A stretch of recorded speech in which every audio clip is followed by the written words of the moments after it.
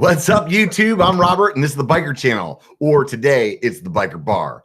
And if you guys aren't familiar, this is a podcast live stream. Happens every Sunday at 5 p.m. Pacific Standard Time. If you're in a different time zone, get a calculator or Google and figure out what time it is for you. So today we have Nate from Tasco. And if you guys aren't familiar with them, they are a mountain bike. I think, what do you guys say on your website? Mountain bike gear? Or apparel, lifestyle apparel, something like that? We say whatever will drive the traffic. So Nate, I'll go ahead and let you give a little explanation of what you guys do over there, and we can just go from there. Sound good? Right on. How's it going, you guys? What an honor. Thanks, Robert, for having us on, or me on, I should say, the royal we. Yeah. Stoked to be here. Nice sunny evening here in San Diego, probably 75, and kind of sucks being inside right now, but you're making it well by this fun here. So yeah, we're down here in San Diego. We do a lot of lifestyle. We do a lot of tons of gloves and socks lately. We'll talk a little bit about that. But yeah, just purveyors of fun on the trail. Right on, man. So are you having a beer here since we're sitting at the B1KER Bar? I am. I obliged. I'm having myself our neighbors right here are Pizza Port. And they've got some good beer over there, and I've got a Shark Bite red ale that I'm drinking tonight. What's 16 ounce? What's that? What's Pizza Port? Pizza Port is they've got about 5 locations here in San Diego. They make a ridiculously good pizza, and they happen to brew a really good beer or two. And then they've got just a great tap list in there as well. So it's always confusing which one to go for. Yeah, no, I hear you there. So you were telling me just a second ago that I thought it was kind of funny that you had the Shark Bite beer there, but apparently there was some kind of shark attack down in San Diego today. Yeah, not sure if it's the right time to be having a shark bite, but yeah, down here a 13-year-old got hit by a shark yesterday, and they don't know what, but that sounds like an 11-foot great white right off the coast. And ironically, my son and I were going to be out. It was opening day for lobster diving yesterday, and we were both going to be in the water at 6 o'clock yesterday. Oh, wow. Glad it didn't work out for whatever reason. Right. That's one of those times where you're like, man, I'm super stoked that my plans fell through. Yep. My son flaked on me. Great. Right. So you said a second ago that you guys sell a lot of socks and gloves. And to be honest, I mean, that's what I knew of you guys when I first started was that, they had gloves. Actually, I take that back. I think the reason that I found your company is the hat that I'm wearing right now. I want to say it was like a Facebook ad or something like that came up, and I was like, oh, that's pretty cool. And I ordered it, and at that point, like, I didn't even really know about the gloves or anything. I just thought it was a pretty cool design. Yeah, it kind of morphed into more. I mean, it started out. I guess if I were to jump back, we got an hour here. Might as well tell you, right? Yeah. We got as much time as you want, man. Yeah. We started it out as just a lifestyle brand. A buddy and I, we were finishing up a bike race down here back when I used to race and actually take things a little more seriously. But we were at one of the quick and dirty races down here in San Diego, and we're finishing the race and we're waiting for the awards. And just looked around, and I'm putting on a Ruka shirt. He's putting on a Hurley shirt, and everybody's putting on surf-inspired clothes down here. Right. And we just kind of looked at each other and we said, why are we putting this on? We're out here mountain biking today. And so it was from there we just decided in the hat you're wearing there, that was our first design number 1. And I feel like we hit it out of the park. Thankfully, the guy that did that did a really good job. And so basically, yeah, we just brought a couple of designs to the next race and sold through them, and that was pretty cool. So then we made a few more designs, and it just kind of snowballed from there. And at that point, it was under the name Oso MTB, and I think my little avatar might still say Oso on this Google Hangouts, but that's where it started out. Yeah, we just and then it just snowballed. It just kind of grew and grew from there. And about 2 years ago, we made the decision to launch a glove product. And just ridiculously stoked on how well that's working out for us.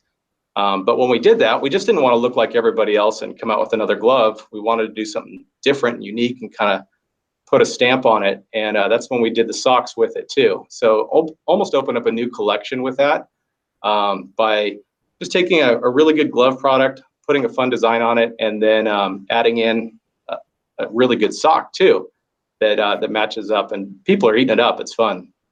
I actually enjoy what you're saying there as far as the mountain bike clothing. You know, I can definitely say that I didn't put two and two together ahead of time, you know, but I've definitely had that thought process in my biking career where it's like, why is it that I can't have a shirt that's just freaking cool to wear that has to do with biking? Like the only places that you can really get those is like these, like, you know, super screen print kind of like online companies that, you know, 25 different designers had. There's no like quote unquote Hurley of the mountain bike apparel industry, I guess, until you guys showed up, you know. So well, the desire was really just to, I don't know, if I were to take a brand I look up to. I grew up surfing and riding and snowboarding and everything, and you know, a brand that I thought just knocked it out of the park in my early days was Quicksilver. And you know, just a brand that just really you could wear it and it represented what you did. And then they kind of morphed into more than that and started selling them in Costco and lost a little of the soul for sure. But, you know, especially in the early days, that was a brand that was really, really cool to me. It's funny you say that. Every time I hear Nirvana playing at like Walmart or Target, I feel like Cobain's just like rolling over in his grave. You know, like this is like the farthest thing that he would ever want his music to be, you know. Like, have you ever gotten like an elevator and heard something like that, you know, or like Metallica playing in the elevator? You're like, are you fucking kidding me right now? Yeah. You know? The worst is when it's Metallica playing to like an orchestra, you know, like elevator music style. That's funny. That's actually the only way I can get my lady to listen to Metallica. So there you go. In an elevator. No, they had a CD that was like they did with the San Francisco Philharmonic. Yeah. So she was like, one day she's like, "Oh yeah, I like Metallica." I'm like, "You like one song that was on the radio. You don't like Metallica." And then so I played her some more Metallica, and she's like, "No, I don't like that." And I'm like, "See, I told you." Yep. So I'll also say that you guys started a fucking animal with me. I for years have seen like the sock guys pop up all over the place, and all these people like talking about, oh yeah, I love socks. I gotta have all the socks. And I was like, yeah, you guys are fucking gay, dude. I'm wearing a pair of freaking athletic socks that are like just below my ankles, so you can barely even see them, and that's what I do. And Brian Vaughn, one of your ambassadors, sent me a pair of your gloves and a pair of your socks, and I was like, the OCD in me was like, oh wait a minute, I can match this stuff, you know. And instantly I'm like, next thing, I think I've gone to your site and put like $300 of shit in my cart like 4 or 5 times. Thank God I haven't done it drunk, or I would have everything that you guys have by now. But I really enjoy that. You know, I enjoy that, like that kind of like kit, so to speak, you know, that you can get. And I also never, and this is funny because I get poison oak like there's no tomorrow. And so I never wore big socks just because, I don't know, when I was a kid, somewhere along the line, like pulling your socks up in the 80s was cool. And then there was a point where it wasn't cool anymore. And I grew up in that point, like right when it became not cool. So it was like, I'm not riding around the trails with socks up. That's stupid. It's hot outside. And then the next thing you know, I'm like, oh, wow, if I put knee pads on and socks on, I don't get poison oak. This is like a revelation to me. Until you take them off. Yeah, well, you know, I just leave them on all the time, actually. I get a shower like George Jetson, you know, just walk in, freaking whoop, but so bleached out, No, it's been fun though. It's been fun to see a lot of people just having fun with it. And you know, the goal is like wear a bunch of black now, right? Black, grays, just kind of subtle colors on the rest of your kit, and then spice it up on your digits, right? That's kind of the fun of it, I guess. Dig it, man. I totally dig it, because that's the way I buy helmets and camelbacks and stuff like that, is like, in my mind, I'm like, oh, this thing's gonna last maybe longer than this bike. You know what I mean? So, like I'm like every time I'm like get a helmet, I'm like, oh well, I want to make sure I get a neutral color because then it doesn't matter what bike I ride, it's fine.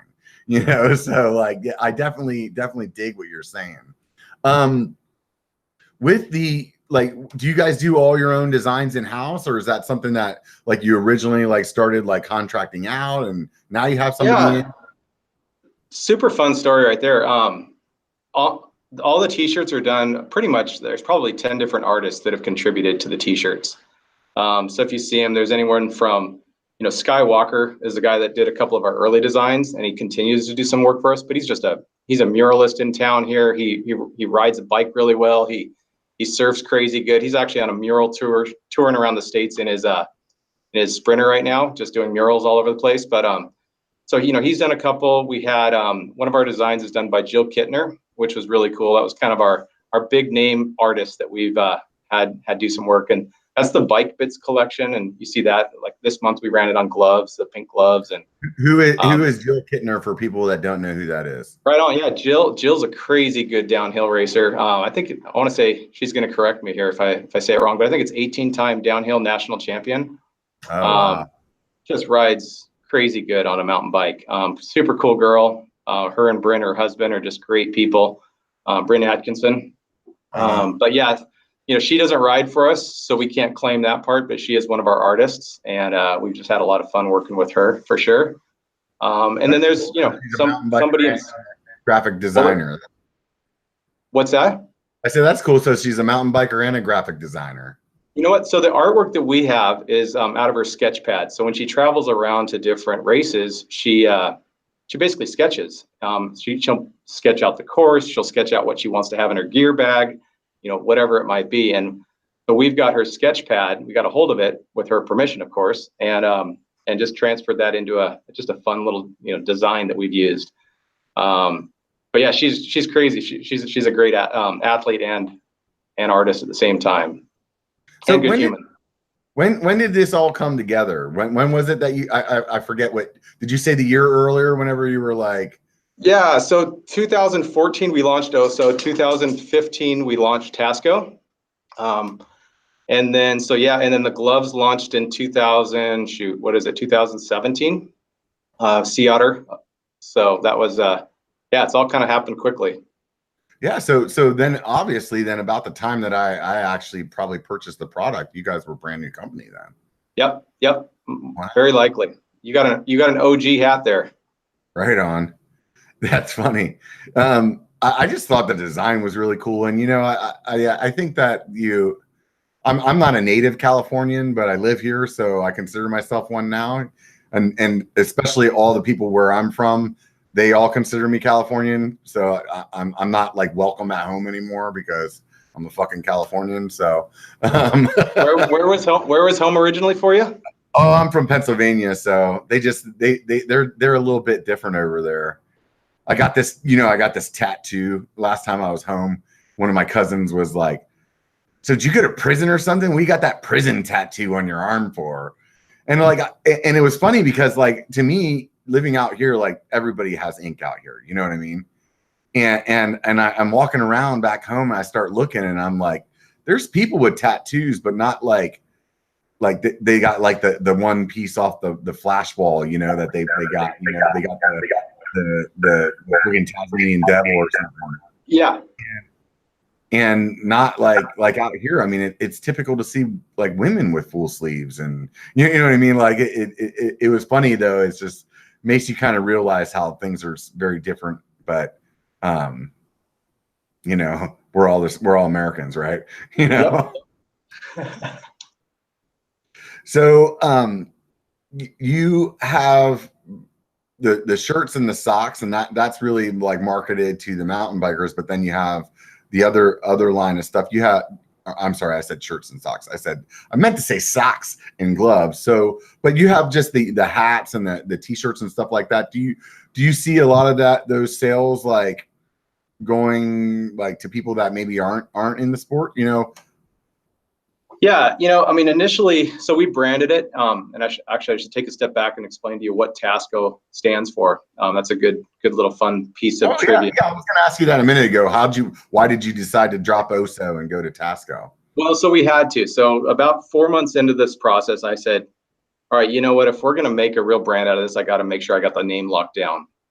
And when I had initially come up with the name OSO, which is bear in Spanish, it was available on the trademark website, and so all was good. Well, so happens that in December, one of my buddies calls me up and he says, hey, click on the Home Shopping Network right now.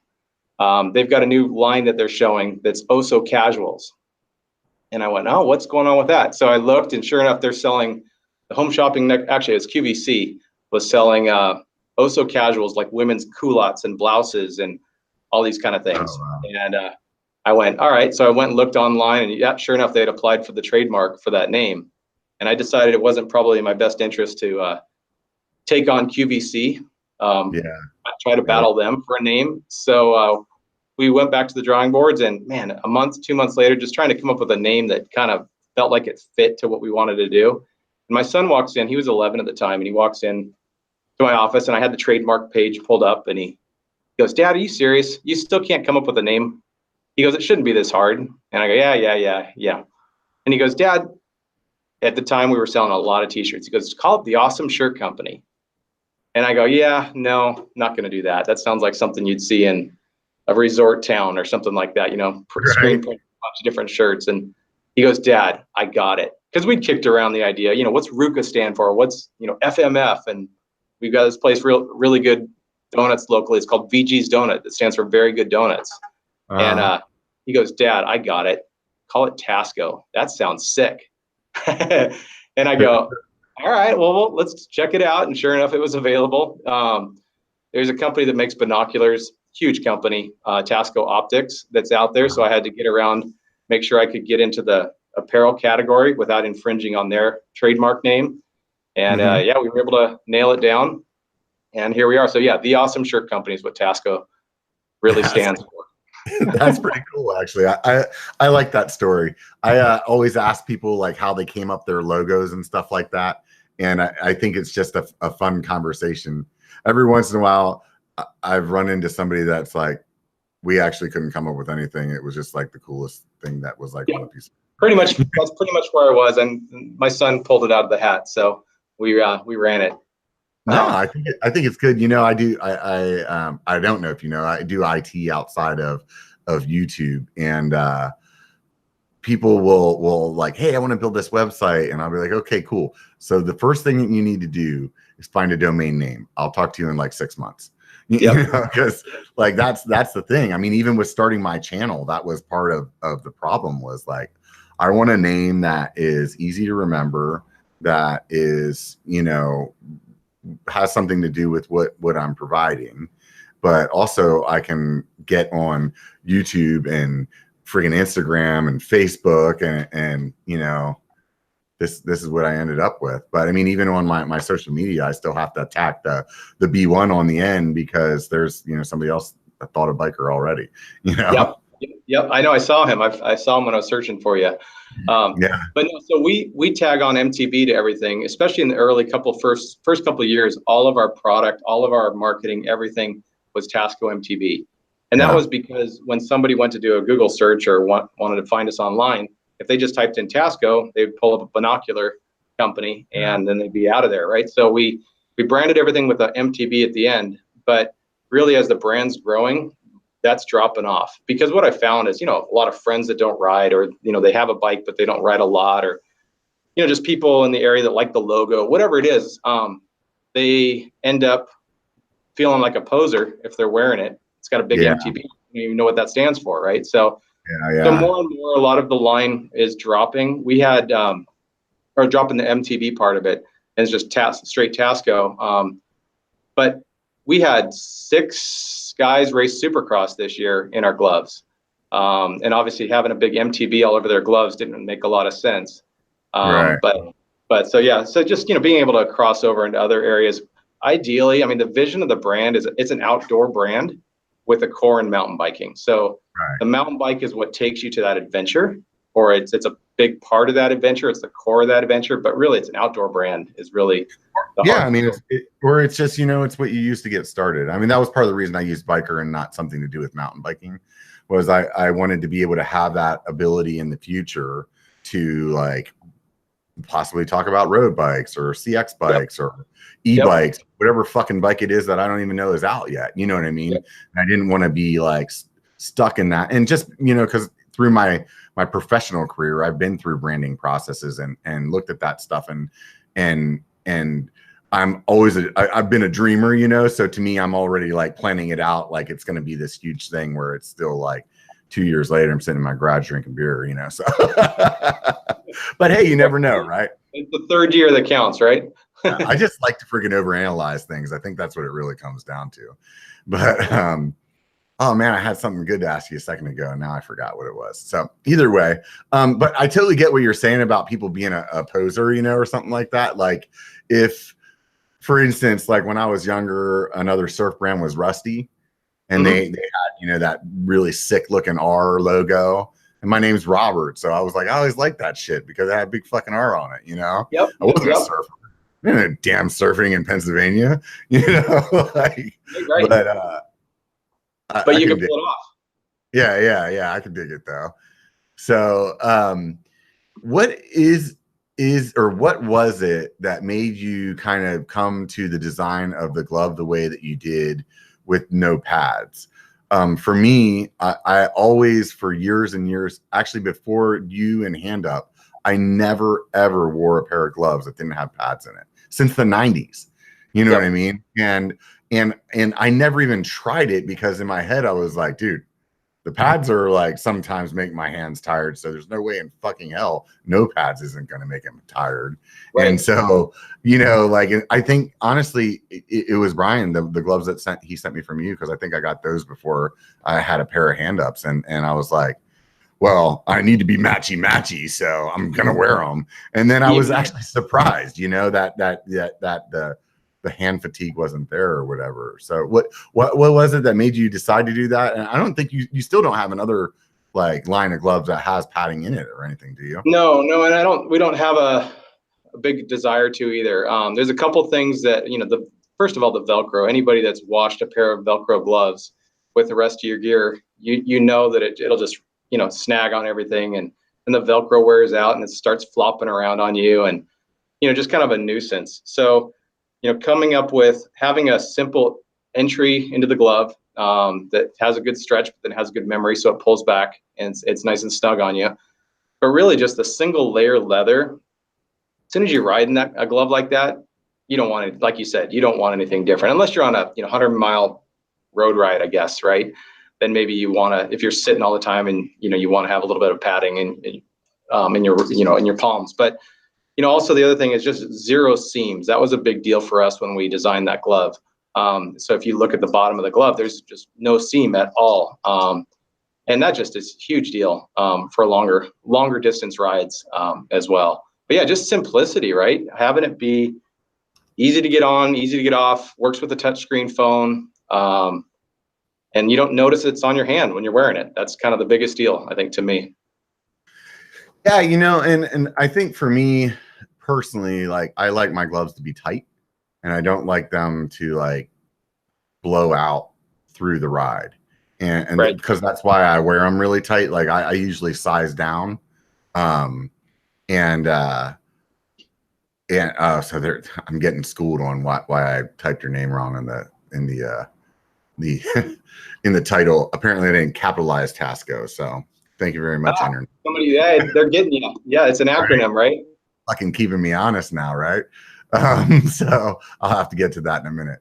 So, but like to me, like I said, I always like to like wear mine like tight. And one of the things I hated the most about a pair of gloves is if I go out and I'm on like a 3-hour ride or 4-hour ride, all day thing, and they get wet or maybe even in the rain, and then they just start kind of blowing out, and then you have that movement in there, and maybe they're bunching in your palm, and it's like I don't want to have pain anywhere other than where I'm expecting it, like in my legs from climbing. You know what I mean? And there's a lot of materials that stretch, but then they don't retain their shape too, so they start just getting looser during a ride. and you don't want that either. So that was a big deal when we were looking at materials. Yeah, I think it's definitely like impressive that you found the material and the way that you did, that it does keep its shape and everything like that, but it's still light enough to be really breathable as well. What's the process that you go through to like do something like that, to like make gloves? Is there like some kind of big, like across the street from the Chinese freaking carbon frame factory is like the Chinese like glove factory, and you just reach out to them, or how's that go? It's all on, we do all of our work through Alibaba. No, I'm just kidding. Yeah. No, there's thieves? Are you busting out some fucking 80s shit on me now? Yeah. Don't look at the contents, right? No, we we brought somebody on to develop it from the ground up who had really good experience working with other companies. And he was able to basically, it wasn't that hard of a deal, really. I mean, when you're making a simple style glove and you got somebody with some knowledge on how to do it, it was pretty straightforward. So yeah, I'm blessed to have a. So when you started, it was just t-shirts, or was it t-shirts and hats like right out the gate? Yeah, we had hats and t-shirts straight away. Just 2 designs though. That we had the design you're wearing, and then we had the people call it the mechanical bear, or the gear. We call it the gear bear. It's all the bike parts. Yeah. Yep. Yeah, that was design number 1 and 2, and just hats. So then from there, then you're like, okay, we want to do some gloves too, because freaking that seems logical, and then you went out and you found like a glove engineer. Yep. Yeah, we brought him on. He's still with us, helps us out. He runs that whole program for us, which is good. And the cool thing is having him and have his experience, and he's able to, we've got another glove that's just going to be ridiculously good. If you're going to go to Sedona next year, we're hoping to have it by then. Oh, right on. So we have another glove coming as well that'll be mixing things up a bit. Guess I gotta go now. Yeah, well, you can come to Seawater. That'll work too, right? So yeah, just we're going to keep it going though. We're going to have fun. I mean, I have no intention of becoming just a glove company. That's nowhere near what the vision is, but the gloves are working really well. It's adding a really good tech piece to the brand, and it's ridiculous how well they're doing for us. So there's no reason to stop that. So you did something, I think you talked to me about it when we were in Sedona. That's the first time I met you. And you did something that I was like, oh God, thank you. You made a regular style t-shirt that was like a wicking shirt that you could ride in. Yeah. And to me, that was like, I'm like, thank God. Like you can't, like, I always question that. It's like one of those things where it's like, why do I have to go to fucking Old Navy and buy some wicking t-shirt that's just like this plain gray shirt?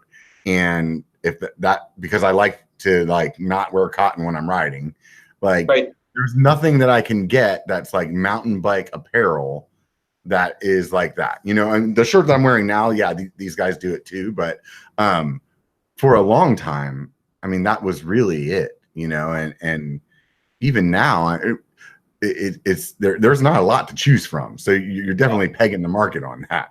Yeah, so that's a whole nother line that's doing really, really well for us too, quite honestly. Being a lifestyle brand, moving a lifestyle ride tee together, we call it the Sessions collection. We've got a half a dozen different ones at this point, and we're actually tomorrow, we're going to be launching a few more. So that's a product that's doing really well. But yeah, it looks just like a standard t-shirt, so you can cruise around wearing it wherever you want to, but you hop on a bike and it'll do, it's still not as good as a jersey for sure. As far as the wicking goes, and I sweat like a pig, so they get disgusting on me for sure. But people are just totally digging the ability to have a ride tee that functions, but you can go to the burrito store or go to the bar or whatever after your ride and not feel out of place, right? Like even with the drop ship companies that I went through, I probably signed up for freaking 20 different drop ship companies when I was trying to get my hats made and stuff like that, because I wanted a specific style hat, and I also wanted some specific things from them as well. And I could never find one that had all of the products that I wanted. And one of the ones that I really wanted was a wicking style t-shirt that I could put logos and stuff on that.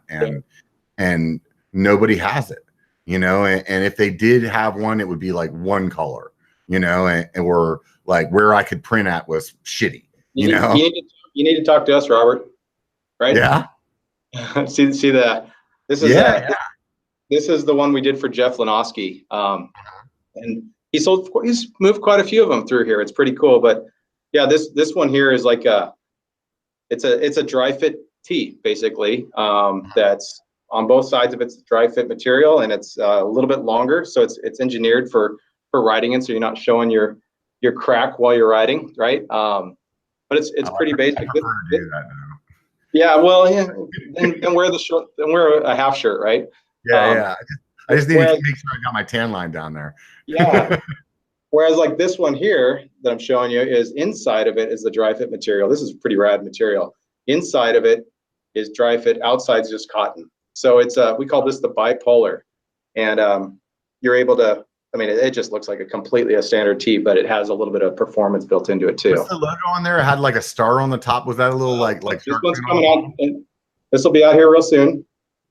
Oh, yeah, we're getting a sneak preview, huh? Yeah, no, this isn't out yet. This is I think hopefully I get them up on the site tomorrow. I like the simplicity in the design. For me, that's that's one of the things that I'm always attracted to is the stuff that's really like simple. It doesn't need to be like super extravagant. I mean, here and there, yeah, those things are good, but I feel like the simple designs for me are the ones that last the longest. Yep. You gotta mix it up though, right? Some people want complicated, some people want simple. Yeah. So you guys did this thing that I'm wearing, which is we've been talking about. I should probably explain it to people. It looks like a big grizzly bear, or I guess that is it a brown bear or a grizzly bear? That's the state. It's whatever's on the California flag, right? Right. So it's like looks like the California flag bear. I think that's a brown. I don't fucking know. I'm lost. So anyways, looks like he's riding a mountain bike, and it's got kind of like it resembles the California flag. And so the hat that you're wearing as well looks like the United States flag, but has a Tasco emblem up in the spot where the stars would be. And so you guys have some pride, and I enjoy that as well, that you're kind of whether it's state pride or kind of just throwing that little bit of America in there. Like for me, I'm a vet, so like I like that. I dig it as well. Do you guys, were you in the military or anything like that, or just happy to be in? Thankfully not, but no, I mean, and when it comes to the USA stuff, we only have one product that's made overseas, and that's the gloves. We have not been able to find a place here in the States to do that, but our socks are made here, our shirts are made here, those session tees are made up in LA. So we're able to, we're doing everything we can as long as we can to keep it all local. That's cool, man. I think that is important, to stimulate your own economy. And the beer I'm drinking is local, Yeah, me too. This is actually from Petaluma. So one of my buddies went to Chicago, and while he was there, he's sitting at this restaurant, and he's like, hey, let me have some of your local beer. What do you guys got? And they're like, oh, we got this great new beer, man. You're gonna love it. Like, well, what do they do? Oh, they do an IPA, man. He's like, oh, great, sweet, yeah, go ahead, hook it up. So they bring it out. It's a fucking Lagunitas, but they had just opened up their new bottling facility in Chicago. So the guy was like, thought it was like Chicago beer. He's like, dude, this is from where I'm from, man. You just gave me my local shit, dude. You know what they've got that's so good right now is their something easy. You had that one? Yeah, it's like the little something, but it's not as much alcohol. It's so good though. It's just I know it's an easy drink. That's for sure. The thing about that they did to me once was I picked up a 6-pack and I was watching this football game, and it was a good game, so the beer was flowing easy. And man, I got up to go to the freaking fridge, and I like stumbled for a second. I was like, what the fuck is wrong with me, man? Like, I don't understand what's going on here. I'm like, man, I feel like man, I got a hell of a buzz right now. I look at the bottle, and it was that undercover one, and it was like 10.5% or some shit like that. Yeah. Like, I didn't even realize what I was pounding it like it was freaking Coors Light, and I'm like, holy shit, man. I guess I need to pay attention to labels from now on, Those crafty guys. Yeah, you guys got some good beer down there in San Diego too. Isn't that where Stone's from? Yeah, Stone's just east of us in Escondido, about 10 miles out. But it's cool. Right out of our back door here at the warehouse, we can hop on a little dirt road, and there's about probably 6 or 8 breweries that we can hit just right here, which is pretty cool. So we've got plenty. I think at last count, I heard 160 breweries in San Diego, something ridiculous. Right. Well, that sounds like a good number. The only thing that does is make you have problems when you're trying to figure out what you do want to drink, right? Right. Overload. I know San Diego is actually kind of like given the title of starting the renaissance of the IPA, because they were the ones that really kind of brought it back. To me, so it's funny, like my evolution of IPAs, actually what started with, to me, the heaviest beer or the best tasting beer was Sierra Nevada Pale Ale back in the day, going back probably 20 years ago. Before, I know they changed the recipe, but it was so good back then. It's funny you say that, because I was talking to one of my patrons I did a ride with yesterday, and we were talking about like how we got into IPA or whatever, and I had said I had this friend of mine that would come over and he would always bring Sierra Nevada, and it was kind of like I had my favorite beer at the time. I always drank that, but if it ran out or he left his 6-pack, when he left, I'd always have one. And then all of a sudden one day I was like, oh, I'm going to buy a 6-pack of that, and it kind of like tricked me into it, because before that I wasn't that kind of drinker. He's like, oh yeah, Sierra Nevada, that's the one that got everybody into IPA, Yep. And then kind of Stone took it next level, right? With their IPA when they came out with it. That was just the thickest thing you could find. And now you have a Stone IPA and it tastes, like a Coors Light almost, compared to, our taste buds are just wrecked. I really like that Arrogant Bastard that they do. Yep. Pretty good. That one's really good. It's definitely like, it's a big beer too. That's another one of those, you buy that 22 and you finish it and you're like, oh shit. Shouldn't drink that one too quick. That's a couple meals in that one, right? Right. So how long have you been riding bikes, man? I got into it a lot more seriously. I mean, I rode as a kid, BMX, and then I rode through college. I had a 1996 Mongoose Ibach Pro, kind of back in the day when they first came out with the RockShox Judy forks and revolutionized things with the suspension fork, right? So rode that for a little bit. What kind of BMX bike did you have? I had a Diamondback Viper. Right on. And everybody, I still have it. Oh, sweet, dude. That's so cool. My when I was, a young kid riding BMX, it was like Mongoose, Diamondback, or Haro. I mean, those were the 3 bikes that you wanted to have. PK Ripper, there was a bunch of them too. Yeah, Redline. Yeah. Oh, yeah. Redline was really good too. Yeah, that was a good one. But it was like, it's funny to see like a lot of those companies just like have disappeared. But Haro was up at Interbike. I was really surprised to see. I thought they were gone. And I think they're kind of trying to do like what Diamondback's doing, kind of coming back in. Yeah, they're here. They're about a mile or so from our facility. They're just across the canyon. Good guys up there for sure. But yeah, it's cool to see like Diamondback, GT, Haro kind of making a resurge back, which is really cool to see leaving the Walmart bite image and coming back to it. So I think they're doing a good job. I want to see them do well. Yeah, I definitely want to see them do well. It's kind of like, watching the movies from when you were a kid over again, right? Yep. Like you're like, no, I want to see them pull back together, right? That's cool that you still have that. My I had a paper route, man, and it's funny because those bikes were not that expensive, but in my mind it seemed like it was, like I think that Mongoose that I had, if it was $200, I'd be surprised. You know what I mean? But I had that paper route. I felt like it was like 6 months of like slinging papers until I finally had enough. Like you could do layaway back then, at the bike shop. And it is like, I had that thing on layaway forever. And like, I just remember getting it and just being so amped to have that thing. And I gave it to my brother when I went in the military and it got stolen. So it sucks. I don't have it still to at least, have a look at it. But I also fucked up. and gave away my first mountain bike too, which sucks. But that's a whole I other. don't have my first one either. I gave that one away as well. But no, I got back into it about 2010, I'll say 2009, something like that. I got a Turner Czar, or no, Turner 5-spot, I think it was at the time. And that just fired me up. Full suspension. What's going on? This is awesome. Felt like moto, because I used to ride moto in the before I got back into mountain biking, I was into moto quite a bit, and I just got hurt. I didn't walk for 6 months and sold my bike, sold my gear, and then when I got healed up, I decided I was going to get a little bit more into mountain biking. So then moved down here to San Diego back in like 2010 or so, and just wanted to surf the whole time. So the bike sat idle. But then I found some really fun trails around here and really cool people that ride around here, and the scene is awesome. So just been riding bikes ever since. Right on.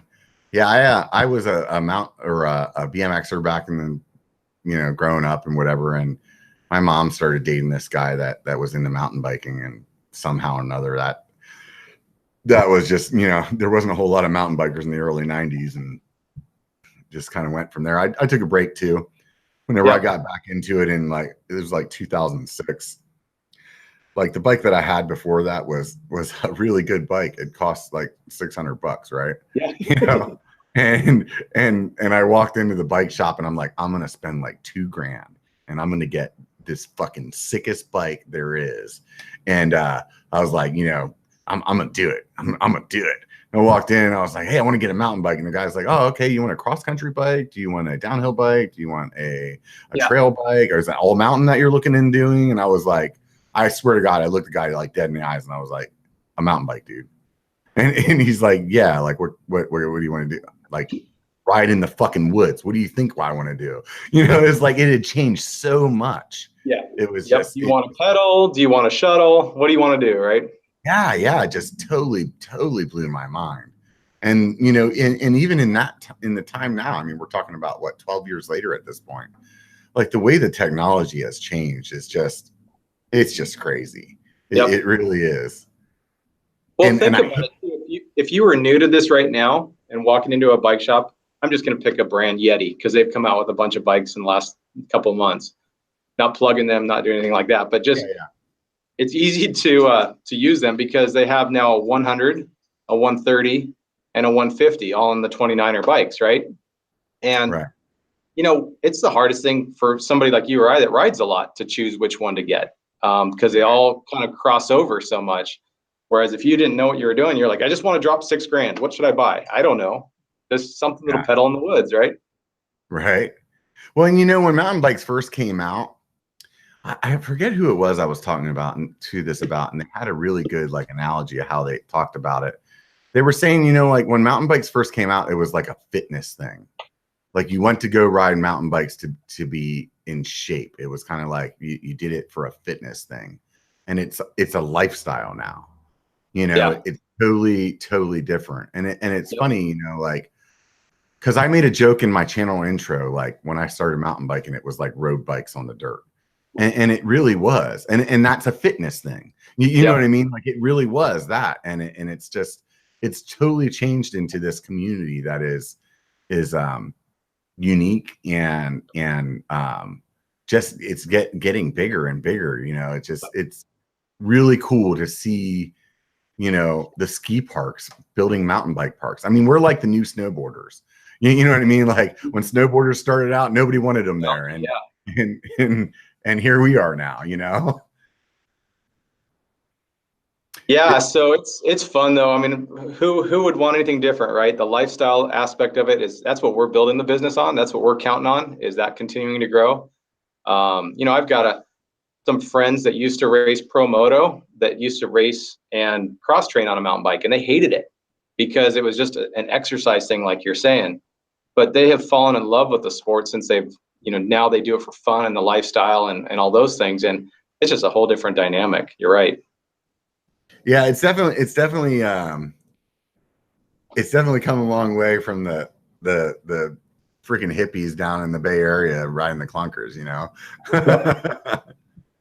It's funny. I always talk about, those guys that started that, it's kind of like a a small group of people that ended up being, you know, a big part of that industry. And I kind of look at some of the people doing YouTube this as a similar way right now, where there was nobody in that mountain bike YouTube space. And I feel like some of the people that you know are here now, you know, a long way down the road could be a major part of that, you know, still.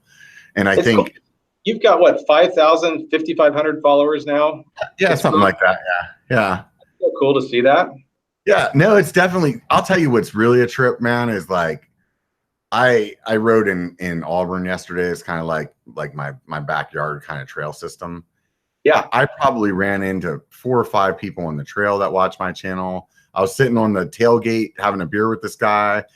At least 2 or 3 cars drove by and were like, "Oh, it takes a bike," you know, like it was like, it's just really crazy to like, those are all things that I had no, like, I wasn't thinking about any of that when I started it, you know, and it's just really, it's interesting, you know. I'm sure like for you, like walking down the street, you see somebody wearing some of your gear and you're like, right the fuck on, man. It's so amazing, right?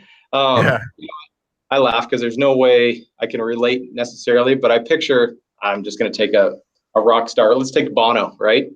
And, you know, early on in his career, and he's down in, I don't know, let's just pick a resort town in like somewhere in Mexico. And he's walking down the street and there's this nightclub that he walks by and they're just jamming out to his song in there.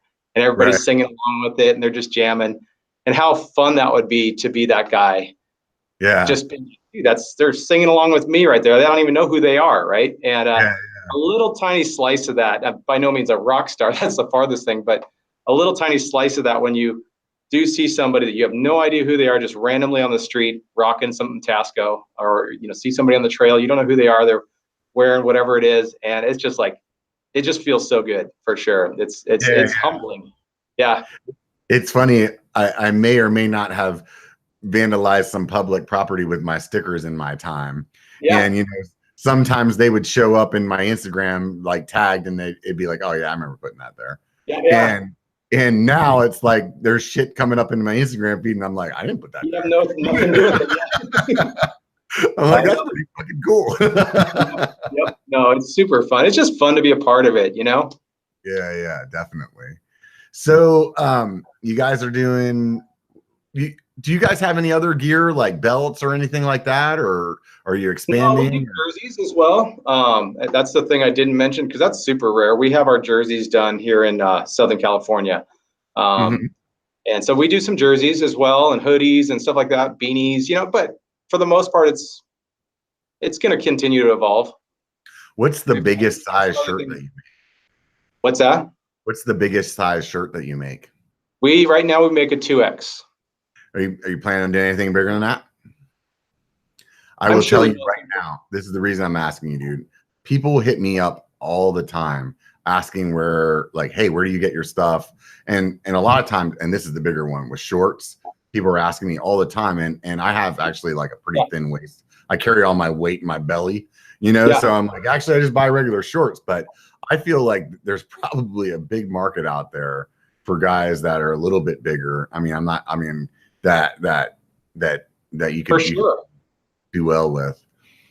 Yeah, no, for sure. It's and it's funny because there's a pretty hefty price increase on our goods when we go from 2 to 3X, even a 1 to 2X, it jumps up, and then the 2 to 3. And so I always just, honestly, I feel bad about passing that on to people. And I'm like, that shirt shouldn't be now $35 instead of 25, you know, because it's a bigger size. So it's a little bit of a struggle, and I think I just need to figure that out, how to source them where we can get around that. Yeah, I mean, at the end of the day, you need to keep the lights on, right? I know with my stuff, with my drop shippers, I just made the decision to take less profit on those. You know what I mean? That way I could keep the price the same. And but I mean, like I said, everybody has to run their business the way they want to run their business. I will tell you this, dude, if it was a matter of me paying an extra $5 and getting a fucking shirt that I wanted to wear instead of something I didn't, I would do it. You know what I mean? Yeah. You know, it's principally to me though, it's hard to do that. Right. I just feel like an idiot. I mean, at the end of the day, though, it's more material. I mean, it is what it is. Yeah. You know what I mean? But I mean, on the other hand, I don't get charged more for an extra large frame as I do as a small, but you know, and it's more material. More material. You know, I think in the apparel industry, I mean, it is more material, and fundamentally, like, it's not like the markup on a T-shirt is what a carbon frame is. You know what I mean? So obviously, I mean, like I said, you got to pay the bills, you got to pay the people, and so I will say it's easier for us, and we did make a decision. So all of our future gloves coming out will be in a 3X option. Oh, cool. And we also go down to a youth extra small now on the gloves. Right. So do you guys make anything fingerless? Not yet. No. Yeah. We have people that cut the fingers off. Yeah. My lady doesn't wear full finger gloves because she like says it makes her feel claustrophobic. And I personally don't understand it because I've wiped out in enough stuff that I know I need all my fingers covered. You know what I mean? I think to her, she's still like, oh no, that doesn't happen. I'm like, okay, well, let me know when you freaking cut the shit out of your hands. But you know? Yeah, I think you're gonna we're gonna have a hard time getting the road bike scene to move over to full finger gloves all the time. But Cross is doing it. Obviously mountain. I mean, downhill. We have a lot of guys racing enduro and downhill in the simplicity of the gloves that they are. But yeah, I wear all the same shit that I mountain bike. When I told you earlier, I was on a road ride with my lady. I wear my mountain bike stuff when I'm road riding. I eat my mountain bike shoes. I use the same fucking pedal. Like, and to me, it's like this. I don't want to spend more money just to have something that looks different. And I'm sorry, but the roadie shit is it just looks fucking gay to me. So you're not alone. Even back in the 90s, whenever like the spandex roadie shorts were the only thing you could wear, I would wear the spandex shorts and then Umbro's like soccer shorts over them. Because I was like, I'm not doing that. That just looks dumb. I'm not doing it. You know? I seen some dude running today. He was wearing some pair of, they look like yoga pants, like girls' yoga pants. I was like, are you serious? If you had a man card right now, take it out and fucking throw it on the ground. You're not allowed to. You don't deserve it. No, I'm with you. No Lycra for me. Yeah. So you think you're going to get into like other stuff like shorts, or like where's the limit of the sky for you at this point? It's in the pocketbook right now. You can only grow so fast and do new developments. We've got shorts that have been developed for about a year now that are sitting on the shelf, on our shelf, not developed because it's a capital. But it'll happen. It's just, you put your money into what's working well, right? Yeah, definitely. I mean, a little bit of a safe move. Yeah. So, I mean, is there anything outside of like apparel that like you've pondered with, or like, because I know like for me, I started this YouTube channel about mountain biking. I like it. It's pseudo successful, right? But I start thinking about, well, what else could I do? Like, and even if it's just for fun, or if it's just to like toy around within your head, is there anything like that?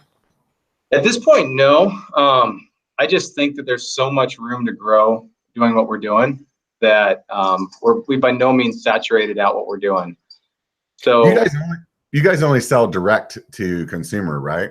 No. In the last 6 months or so, we've been opening up the shops as well.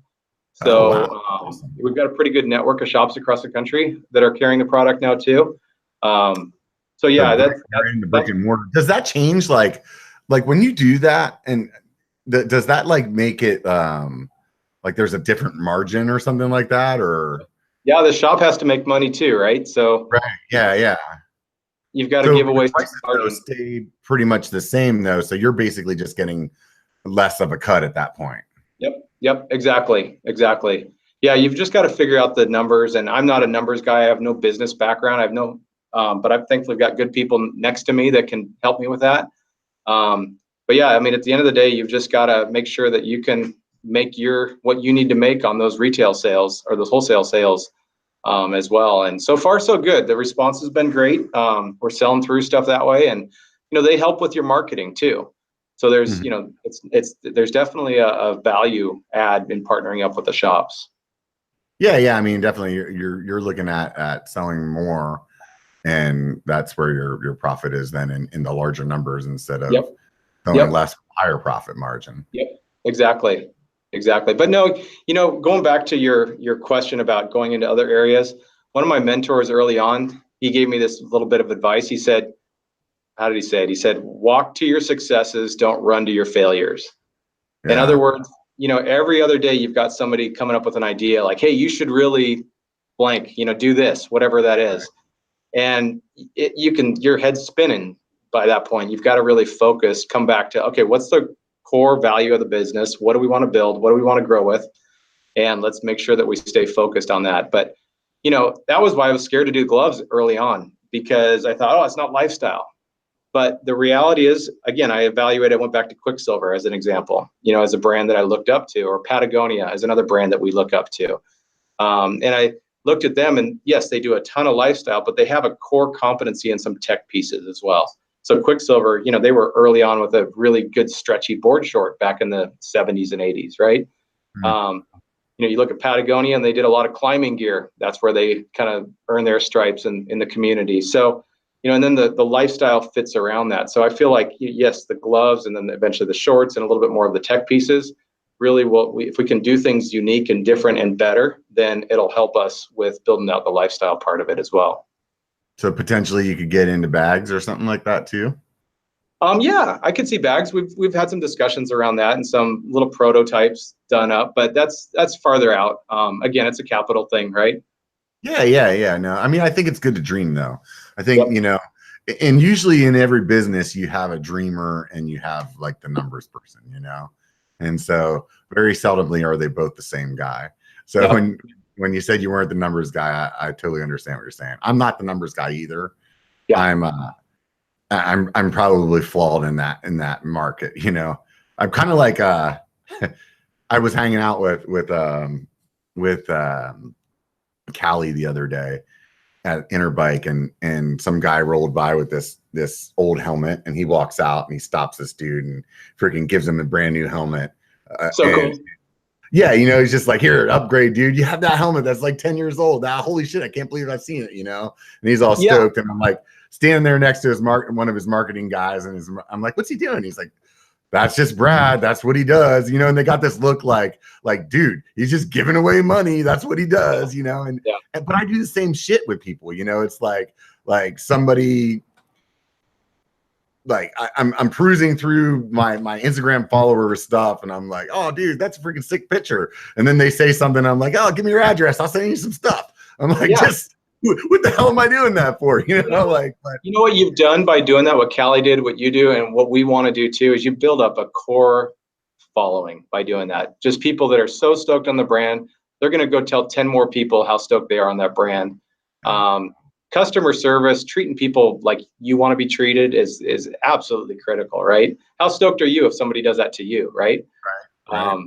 And I'm a it doesn't firm mean, believer in karma too, man. I really yeah, feel like I said to this guy yesterday, I was like, like people that are assholes, a lot of times there's shitty stuff happening to them all the time. yeah, And people that are like really good people, you're like, wow, how are they so blessed with their life? Because they're fucking good people. yeah. You treat people good and it comes back around for sure. And so that's a big deal. Customer service, whatever that is. So if anybody's watching or listening and they've got some issues with product, let us know so we can make it right. Because that's a critical factor for us. Yeah, I mean, and I think, as long as you're also just staying true to who you are, you know what I mean? And I think that, especially like for me as a YouTuber, like just being just like, hey, this is who I am. And people are like, oh, you should do this, and that'll maybe get you more views, or that'll get you more, in your case, maybe more sales. And it's like, yeah, but that's not who I am. Yeah. And so like I feel like the reason that I have the people that I have is because they're identifying with me, and in some cases I have a very strong following. Like if you're looking at numbers, and in some case, like maybe stronger than some guys that have 3 times as many subscribers as me, because they're maybe not as engaged, So I don't know. And for me, it's just I can't lay my head down at night. I would imagine you couldn't either if you were like you were saying, like, selling out some way, No, it's not the goal, right? The goal, I'm stoked to be in on this project, right? And get the opportunity to do that. And I think treating people right along the way that's the only way I want to handle it. So that's the goal. I'm going to blow it. I'm going to wreck it, and I'm going to treat somebody badly. I know it, but that's my aim anyway. So those shirts that you were talking about earlier, the wicking ones, or do you have shirts that like match your socks and your gloves too? Yeah, they definitely, we work on like every month. So our whole premise with the gloves and socks is every month we have a new combo that we launch, and we've done that for about the last year or so. And we do a small batch. Cycle out as well then? Say that again? Are you cycling them out as well then at that point? Yeah, I mean, we do pretty small volumes, quite honestly. So they move pretty quickly. We're chasing that number right now as we're growing, trying to stay with it. So that once a month you're bringing out a new one, and let's just say it's 10,000 gloves that you order, and when they sell out, then it just drops off, and you're just using the new once a month to keep. Exactly. And that's a project with the shops as well. So they're constantly getting new inventory. But the goal is, our number that we try to hit is so that we start selling out of sizing at about 1 month. So, give people about a month to get their stuff. And then at that point, our goal is at 3 months to be sold through the product. And then, so everything just keeps on moving on. You guys that are fucking listening right now and have been by the site and you're like, oh, I really like that set. I'll get it 6 months from now on my birthday. Yeah. It's not going to be there. Yep. No. They move through, and our, there's definitely our best sellers right now, and have been forever, have been the Black Flag. I don't know if you've seen that. It's I know exactly which one you're talking about. The stars and stripes on 2 hands. That's one of our best sellers, and then the red camo pattern is another one that just sells well, and the shops do really, really well with those.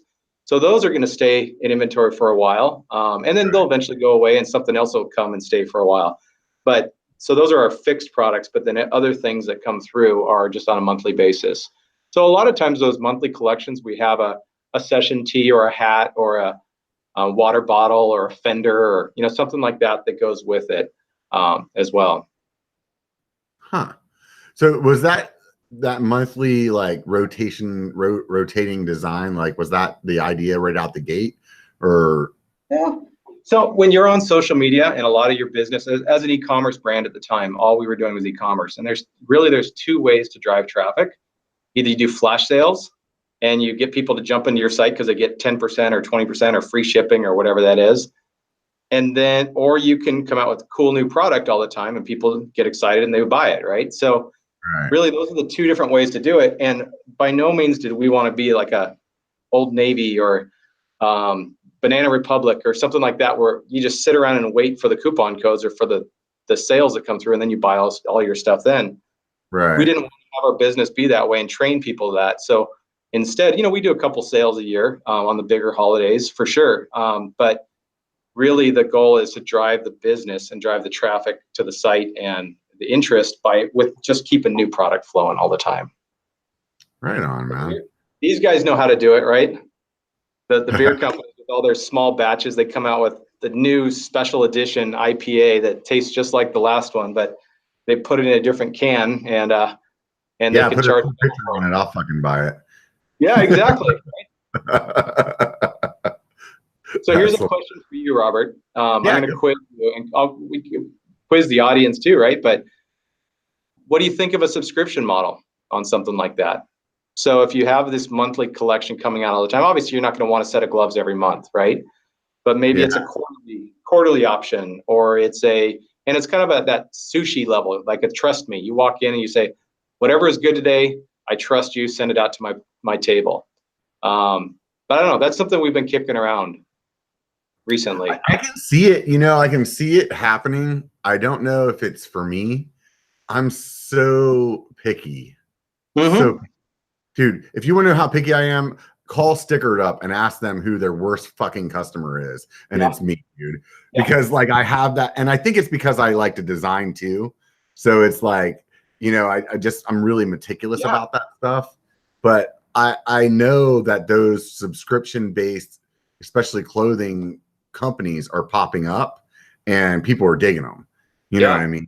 And even they have, you know, where it's like, hey, you get this, let's say it is quarterly, but you know, when that quarter comes, you get the pair of gloves, you don't want them, you just shoot them back and then you can pick something else off the site. You know what I mean? And you know what? If you're part of that subscription plan, you get stuff that nobody else gets too, right? That you have to have stuff like that in there.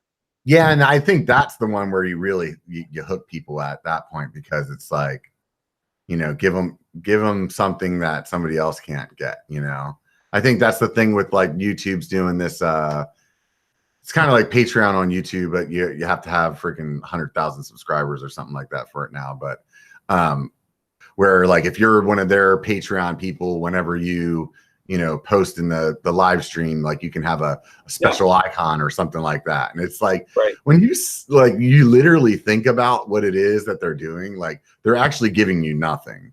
You know what I mean? But they're making you feel special about it. You know? Like, it's a trip, right? It's a marketing game, right? Yeah. It's crazy, you know.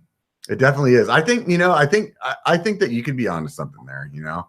And some of the stuff too is like socks, for example. You know, if it was socks, like it doesn't really matter if you're there, you're going to be burning through them, you know. But like, who can have too many? You know what I mean? Like, so yeah, no, I think that would be fun. I would think about it. I would definitely think about it. I think if I saw like what happened, or like I could see like the thing that would hook me would be like, oh, let me see what the last couple months were. Oh, okay, well those are all cool. Yeah, because I've seen some stuff like that too, where you sign up for like Geek Gadgets or something like that, and they just send you a box full of stuff every month or whatever. And that's the thing where I'm always like, well, how do I know I'm gonna like what's in there? You know, you're really putting a lot of faith in somebody for that. You know? Yeah. No, it's interesting. It's a fun little exercise that's been going around in our heads, trying to figure out if that could make sense. But it's not a slam dunk yet. I'm not certain that it'd work either. You know, I think it's just, I think you're onto something. I think, and I obviously don't have the answers to all the freaking sales out there either. So I could very well be wrong. I'm sure somebody told freaking Bill Gates that he was freaking high, right? Somebody told him to go the other way, right? And he's like, all right, screw you. Check this out. You know, watch me now. Yeah. You know, so let's see here. So you have been mountain biking again, you said, since 2010? Yeah. What kind of bike are you riding now? I have a stump jumper, the 19 Stumpy. I think I saw you posted that on your Instagram the other day, right? Yeah, the guy I was riding with had it. Everybody keeps asking me what I think about it, and I was like, I don't know, it's pretty. I didn't ride it.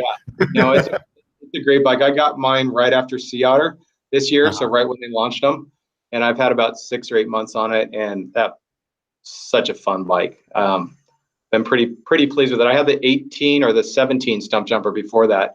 Just a completely different bike for sure. They made so many changes, but yeah, that's what I'm riding right now. JC Trails, he's another YouTuber. I think he rides that bike too. Okay.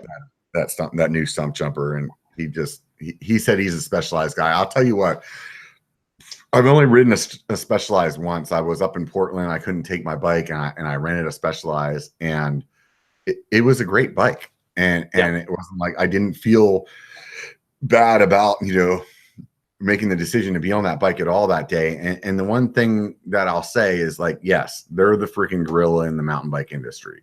However, you do not get to be the gorilla in the mountain bike industry if you're selling shitty products.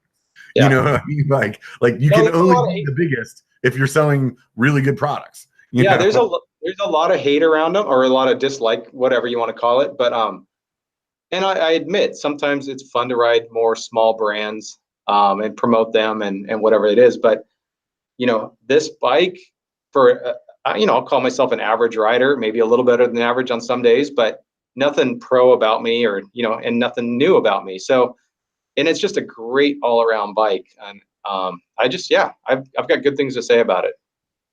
How long have you been riding a 29er? Probably since like 2012. I've had a couple of jumps back when I went back to 27.5 and had way too many over the bars because my front wheel would get stuck in holes or whatever it is. So you went straight from 26, like you kind of like just dipped on 27.5 for a second and went to 29 pretty quick? I went straight because at the point when I went from 26 to 29, I was racing, training, cross country stuff, right? So it makes sense for cross country. Like there's completely. So I rode that for about 3 years, and I was doing a lot of cross country riding, and then thanks to this business, right, I had less and less time to train, so the cross country racing dropped away, which is just fine with me. I'm fine with it. And it just turned into fun rides, really. You know, I get out when I could, and it turned into just, what's the most fun bike out there? And I just stuck with 29s, quite honestly, because the rollover, you know, you've got the rolling, whatever you call it spans holes better. I'm not a crazy charger through rock gardens, so I dip my front wheel in too often, and it's just a lot of fun. So I find it interesting because a lot of guys that were BMX backgrounds, sometimes they'll tend to stick with the smaller wheel too. So like for me, my frame is smaller than what, if I was to get size, they would tell me to get a size bigger frame, but I like that twitchiness and I can't find myself getting to the spot to like where I'm really falling in love with the 29er yet. Yeah. However, the 27.5 plus bikes that I've ridden, which is pretty damn close to a 29er, I love them. But I think there's different reasons that I do. It's more about the grip, especially being a bigger guy. Like I'm like, oh wow, this is what it feels like to have tires that hook up for like what a 160-pound guy fucking rides the tires that I'm riding. Yeah. You know what I mean? For sure. No, there's so many good bikes out there now that you can ride them all and be stoked on it, right? So where's your favorite place to ride down there where you're at? So I did a ride on Friday morning out at Noble Canyon, which is just kind of east of San Diego, a little ways, and I would say that's probably our best trail system out there. I got a buddy that's from down there. Is that the one that like starts up pretty high elevation and like ends at like the beach level or something like that? No, not quite beach level. But it does start. Well, we didn't shuttle it. We pedaled it on Friday. So you start down on the desert floor, and then you pedal up a road. It's about a 5-6 mile climb, something like that. And then you get there, and it's cool because you start out in the pine trees, super fast, flowy stuff at the top, and then you get into the oak trees, and then you end up moving into some chunky rock gardens that are just ready to eat you alive. And then you get into the kind of open desert cactus rock garden chunk, and there's this one descent called the Stairway to Hell, which is pretty intimidating for sure. And then you just get into more flowy down, like high desert type of riding after that. So it's a great. We did 18 miles and 3,000 feet of climbing, but it was about 2.5 hour loop and just a lot of fun. You guys are moving along pretty good if you did that in 2.5 hours. I should check my Strava again to make sure, I guess, but that's what I thought it was. You could say 1 hour and 45. I'm still going to say that's moving time because we had plenty of stops. Right. That's too funny. But yeah, that's Noble's fun. If you go north, you've got San Juan Trail. That's a great trail. Another kind of Southern California epic ride. And then there's just a lot of little hidden local gems that we're not supposed to talk about that are fun here in North County. Right. We got a few of those around here too. Yep. So you've done a lot of your marketing too with different YouTubers. I think earlier we were talking. You have Brian Vaughn, who I saw is on the chat right now. Cool. Hey, Brian. Yeah. You've got Dusty Betty and Jeff Flanoski, got kind of some partnership with him, and Phil Metz as well, right? Yep. Oh, and a daily mountain bike rider out of Bellingham up north. Yeah, I think you kind of touched on all of them. Yeah. So what was it that made you decide to do that? You know, there's, being in the spot that I'm in, I've definitely talked to some companies that don't see the value at all. Yeah. And then you talk to other companies that really see the value, and being in the spot that I'm in, I've always been a person that's good at like putting myself in the third plus spot, looking at it from the outside. And I can see like it is a no-brainer to be, in my eyes, to be working with these guys. But so what was it that made you feel that way? So, I mean, about a year ago or so, and I had no idea what to expect. I was watching one of Phil's videos, And I'm not a huge, especially at the time, I didn't watch a lot of YouTube channels or videos, but I was watching one of his videos, and he had his old ratted up pair of gloves that he was wearing. And so I just reached out to him. I found out where his email was, and I said, "Hey, Phil, Nate from Tasco over here in San Diego. I noticed you had some kind of torn up gloves. Can I send you a pair?" And he laughed. He said, "Yeah, thanks. That'd be great." And so I sent him a pair, and they were the American flag. We did the stars on the one hand and stripes on the other one. Well, he threw those on, and he went up to Whistler, and he did a series of about 4 or 5 videos up at Whistler rocking the gloves. And I'm sitting there with my kids watching these YouTube channels. Look there's our gloves. How cool is that on YouTube? And it was pretty cool, but it was a lot of fun, but 0 sales came out of it. 4 videos later, and I was just expecting the website to light up because, here's Phil wearing the stuff. Right. Well, so I called up Phil and I said, "Hey, Phil, can you do me let's do a little experiment." I said, I haven't seen any traffic yet, but I think we can fix that. On your next video, can you just wave the gloves at the camera? Just give 20 seconds. Hey, this is people that have been asking about these gloves.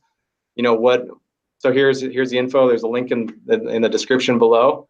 Boom, the website lit up, right? So we saw immediate response that came out of that for sure. And then just sat down with Phil and figured out, okay, Phil, how do we want to work it out? How do we want to do something that's good for both of us at this point? And so it's been more of a partnership with Phil and with Tess and Josh, especially. Those are probably the 3 ones that we do the most with.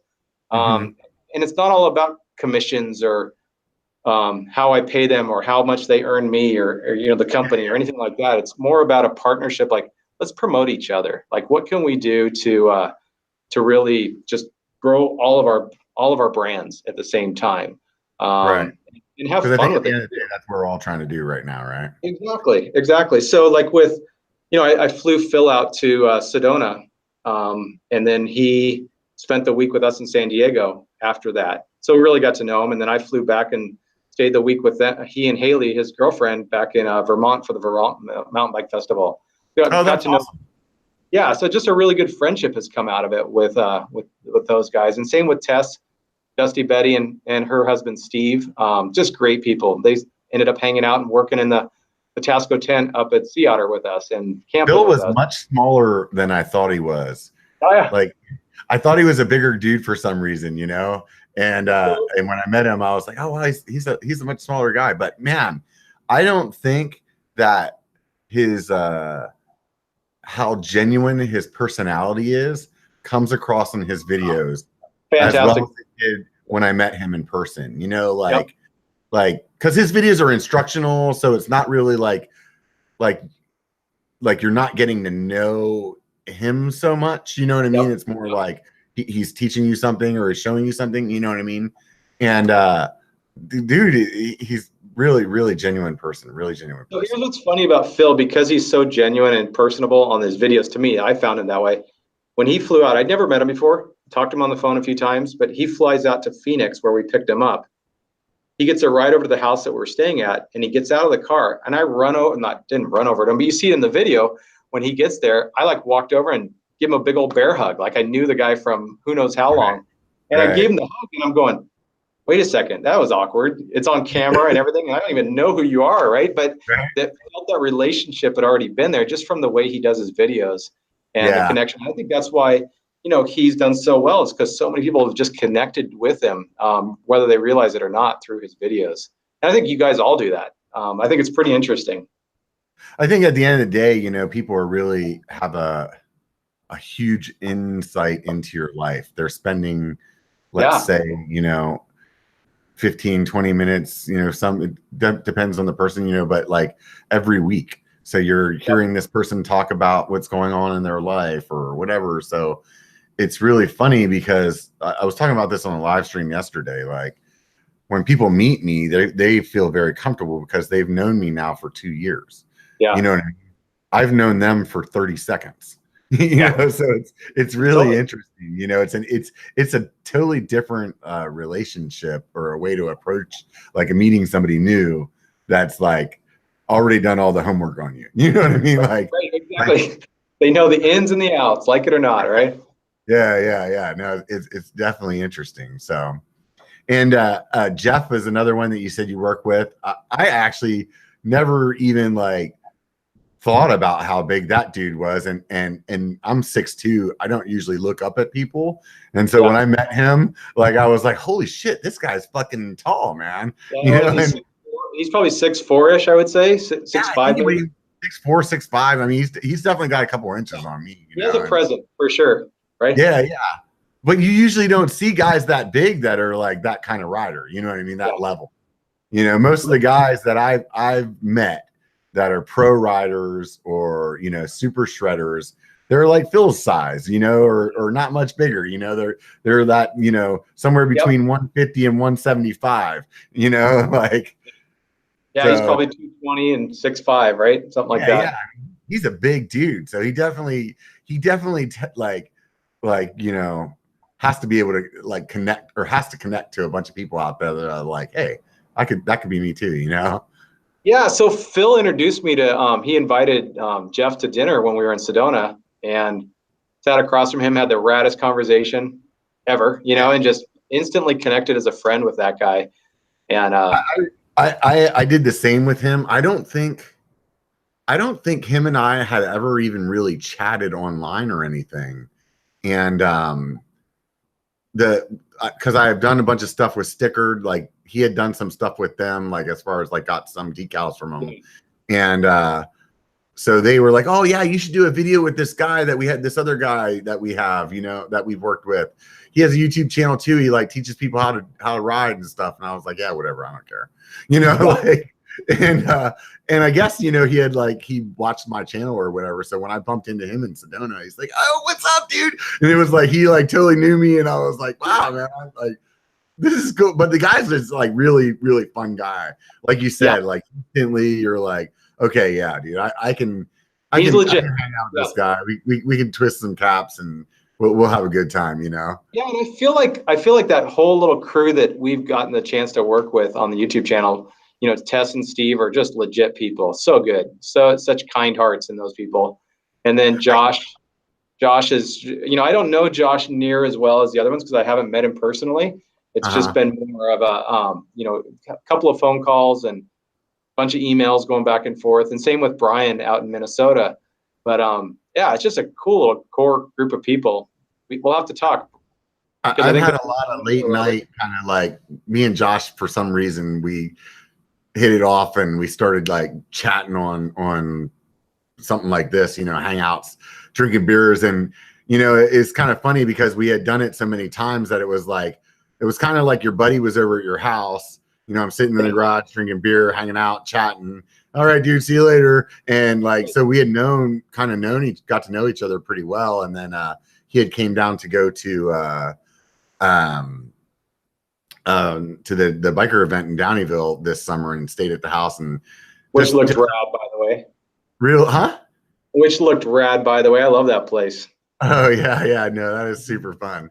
And so we hit it off, and I'll tell you what I was going to say a second ago when you were talking about these YouTubers. I think really what it comes down to is this community that we have as a whole. And I think, you know, for the most part, like the YouTubers that I met, they're just like all the other mountain bikers that I hang out with. And they're like the mountain bike companies that I've been meeting. You know what I mean?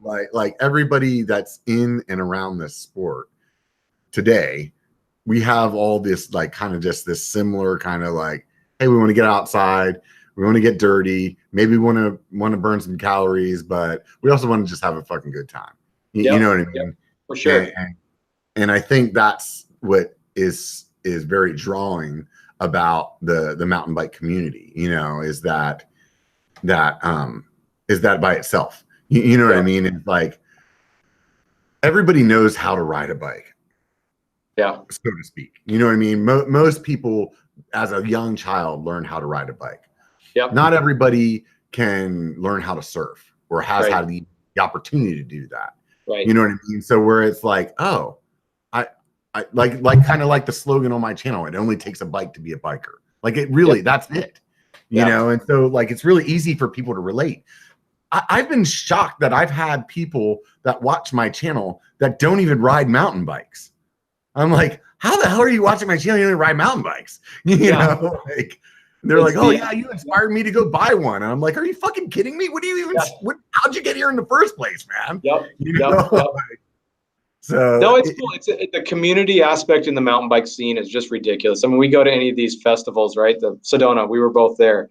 You don't have to, you could walk in there not knowing a soul and instantly have 1,000 friends that are, you know, and you go link up and go on rides. I mean, you go surfing here on a good swell and it's hostile, right? Everybody's very, you know, it's my wave kind of mentality. And I love surfing and I love it. But the difference between that and going on a mountain bike ride with a couple of your buddies that all want to share the same trail, they want to show you the secret spots. They want to like you stop, you get a flat, they're going to stop with you. You know, it's just such a different community feel than any other sport I think that I've participated in. So I love it. I think it's a great core group of people, which is why we built the brand around it, right? Yeah, dude. You know, when you said that at the beginning of this live stream, like honestly, to me that really spoke to me because I was like, you know, I never really thought about it in that terms until the way that you explained it as like a lifestyle company when you equated it to some of these other brands that we're all familiar with. And I'm like, yeah, no, I get it now. I totally get it now. Like that to me is what, if I was listening to this and not, you know, part of the interview itself, that's what I would walk away with. Like, okay, that's really cool. I can stand behind that. You know what I mean? That's cool. That's good. No, thank you for that. Yeah, definitely, dude. I'm looking forward to an excuse to come down to San Diego. I've been trying to figure it out for a while. My one buddy that's from down there is always telling me, come on, let's make a road trip. Let's make a road trip. And my company that I work for, my day job, we have an office in Irvine. So sometimes we make our way. I make my way down there, and that's what I've been kind of waiting for, something to come up that I need to go to Irvine. And I'm like, then I'll head down there. Robert, you're not that far away. You can do it. We'll figure out a bike for you. Oh, I can bring a bike. I got a bike, you know, and I would just drive. Honestly, it's not that far. I think, you know, it's one of those things that like when you're like, oh yeah, I'll do that next week or I'll do that next month. And then when you finally get in the car and you go there, you're like, why don't I do this more often? Yeah. Like when I went to Sedona, I have a buddy that I was in the Army with that lives in Phoenix. And I hadn't seen him in a long time. And it was like, I stopped in Phoenix and we hung out. And I was like, dude, it took me like half a day to get here. Yeah. Like really, like why am I not making this more? Why am I not making this more of a priority in my life? You know? Yeah. And I think that same thing is like also what kind of the channel has helped me do. Like before I started the channel, dude, I went to Auburn like every weekend. It was like three core places around here that I rode. It was like I went to Auburn, I went to Rockville, I went to Salmon Falls, right? And it was like those are the trails. What are we riding this weekend? Auburn, Rockville, or Salmon Falls? You know, and every once in a while I'd be like, oh, let's go to Tahoe. You know what I mean? Yeah. And started the channel. It was like, hey, I need to get out. I need to do some more stuff. And I start riding all of these other places. And I'm like, why the hell am I not driving all these other places all the other time? You know, like this doesn't make any sense. There's like all this awesome riding. Why am I doing this? You know? Right. And it's like I drove down to Sedona and it's like, dude, it took us a half a day, man. Like, how hard is it to drive down there and then spend a day or two there and drive home? Like, you could take one day of vacation and go have like a rad ass trip. You know, like it's so worth it. Yep. Yeah. That's one thing I'll say with this brand and, you know, just the traveling that we've done is getting to experience some pretty cool locations that I wouldn't have done otherwise. And yeah, I encourage you, man, get out there, try to get to them. Are you guys shipping internationally or just here in the States or? We do, not a ton, quite honestly. We don't promote it. We don't really market overseas at this point very much. It's just more domestic. Is there a bunch of logistics to that, like with customs and stuff like that, or like? No, it's easy. There's nothing harder for us to ship it to Spain than it is to you, right? It's the level of marketing that goes into it, right? Certainly we do it. Probably, you know, a handful of packages a week, I would say, go out. Places that are just crazy expensive. Like I have some Patreon people that live in Australia, and I'm losing money every time I ship something to them, because that's not an issue for me, you know what I mean? But I could see if I was, mailing 20,000 freaking envelopes to Australia, that would be a fucking problem. You know what I mean? Yeah. Well, and at some point we'll be putting effort into distribution over there, and that'll help a lot with that. Just get the distributors set up a little bit better, and we're starting to dabble with that. Nothing too serious yet, though. I'm really excited to see where you guys go, man. Honestly, I think it's super fun, dude. I really do, and I will be the first to admit to you that 6 months ago, maybe it was a little longer than that, but if you were to tell me that I would be amped about, matching socks and gloves, like I would probably tell you you're full of shit. I'm being dead honest with you. Yeah.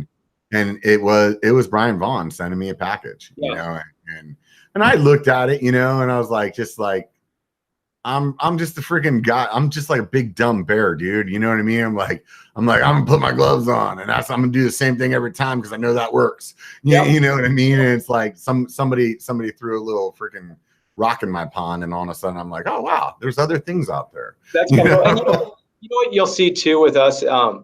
Again, kind of going back to that whole idea about you want to be stealthy sometimes, you want to be bold, and other times, there's the loud and proud, and there's the stealth feel, right? And it's not all about being busy and loud and crazy designs all the time. And so you'll see, a lot more stuff get bled into the line that's more subdued, more solid blocks. Now that the glove is known to be at the quality that it is, and it doesn't have to, the designs doesn't have to sell it any longer, right? So you can sell it with just the quality of the product and repeat customers that way. Solid color or something like that. It's like, hey, I just want a black glove. A lot of stuff that we do, the sock doesn't exactly duplicate what's on the glove. You don't have to do that. You just have to tie things in. Same thing with the session tees or the jersey that we run with it.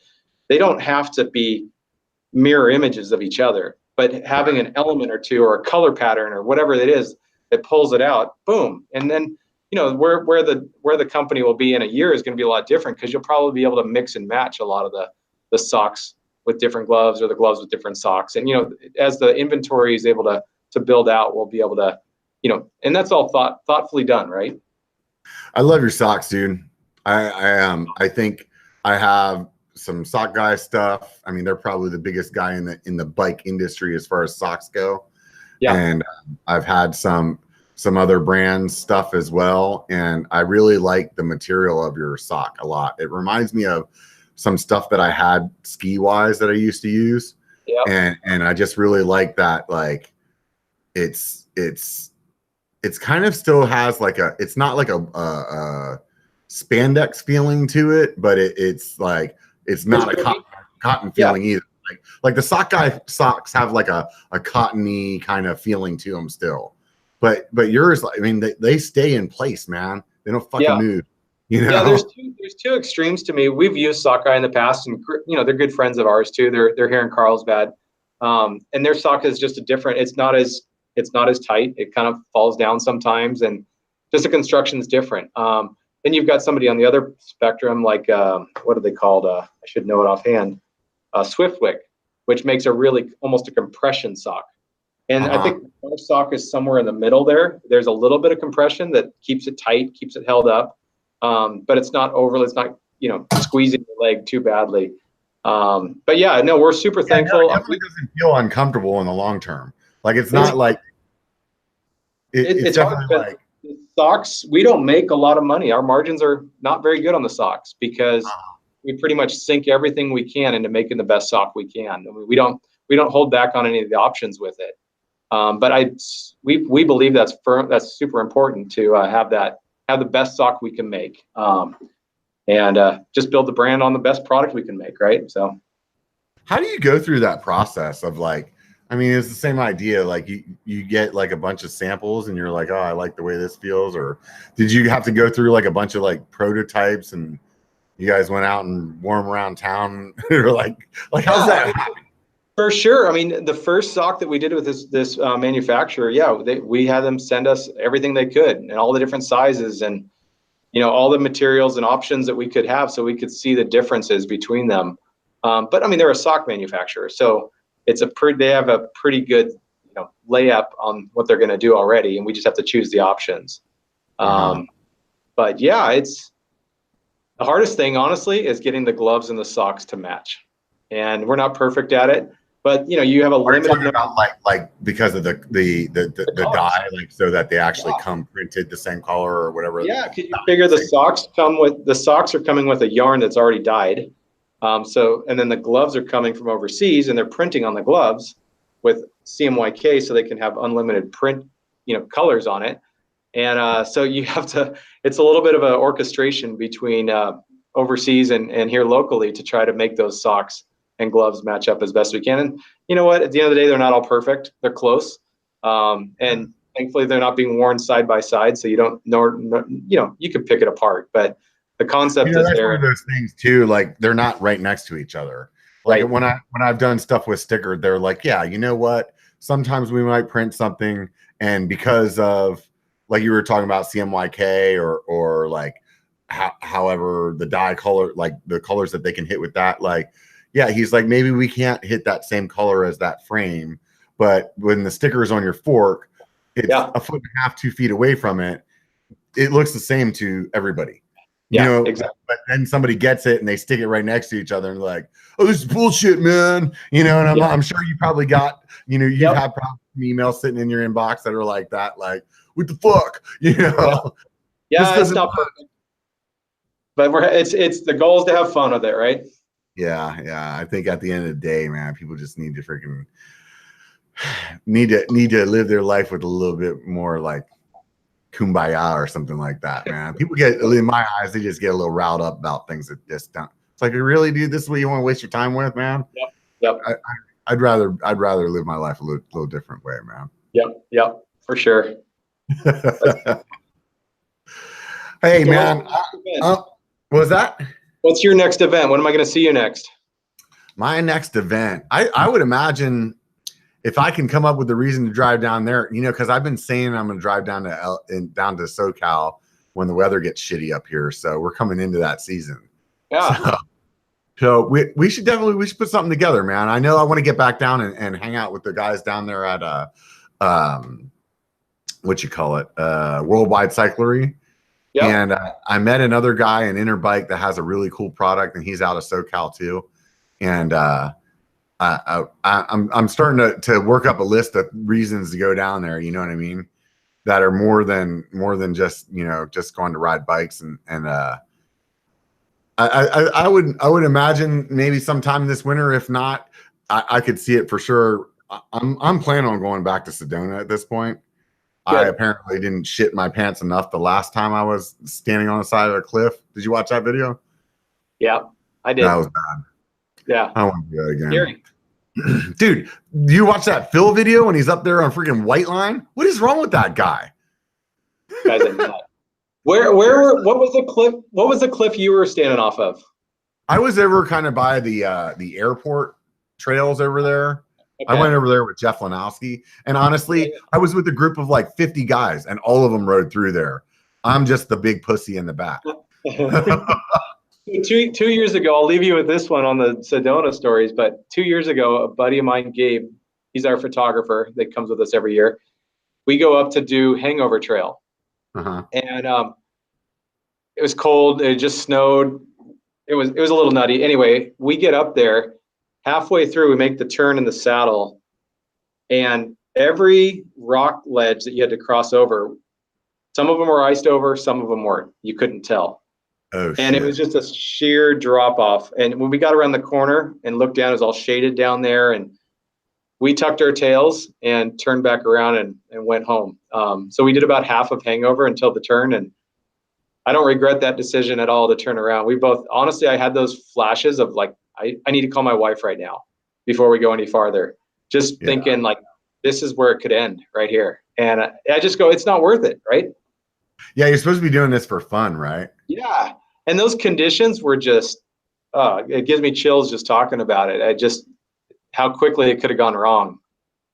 Yeah, I have like a pretty good fear of heights to start with. So when I get in a situation like that, my brain is like coming up with some like really odd ways that I'm gonna end up falling down the side of the cliff. I'm like, so if my phone rings and it scares me, and then I twitch my handlebars and I accidentally pull my brakes, and then there's that rock over there, and I get a flat and my pedal brakes at the same time, then I'll go over the cliff. You know, like it's just stupid. And it's like in my head, I know, like I'm logically telling myself, dude, that is the most fucking insane thing I've ever heard in my life. That is not going to happen. But the other part of my brain's like, go fuck yourself, dude. This is what's going to happen. I know it. Yeah. Go back. Nope. Right. I gotta listen to those, I think.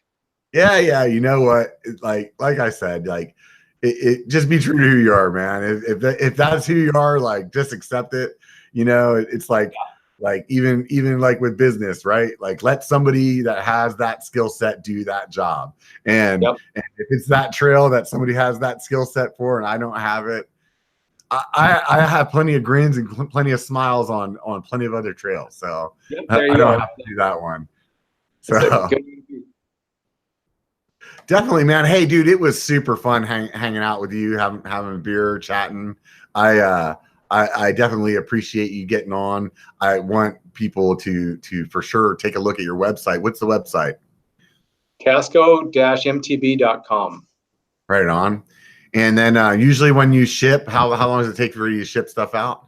Usually goes out the same day. And then just depending on where it's at, it's usually 2 to 3 days to get delivered. We do everything we can to get stuff out same day. Sweet. That's Sweet. I know it's important to me to get stuff quick, but I'm excited about it. So we want to do the same for people. Yeah, for sure. That's definitely a plus. Oh man, I had something witty to say. Now I lost it. See? Failure. So nonetheless, I mean, like I said, once again, it was great hanging out, great talking. The conversation went well, and I hope everybody else has enjoyed hearing us chop it up as much as I enjoyed talking with you. Everybody that's hanging on here still, if you guys don't know, this will be a podcast hopefully tomorrow, and it'll be on Apple as well as Google Play and SoundCloud. If any of you guys listen to this podcast on one of those platforms, do me a favor and like do the thumbs up thing or whatever it is that they call it over there. Write a review or something like that. It helps the podcast grow. I'm hoping to make this thing get bigger. And so with all that being said, it's every Sunday, 5 p.m. PST. It only takes a bike to be a biker. Get the fuck out and be one, bitches. Thank you, guys. Take care, Nate. Good talking to you.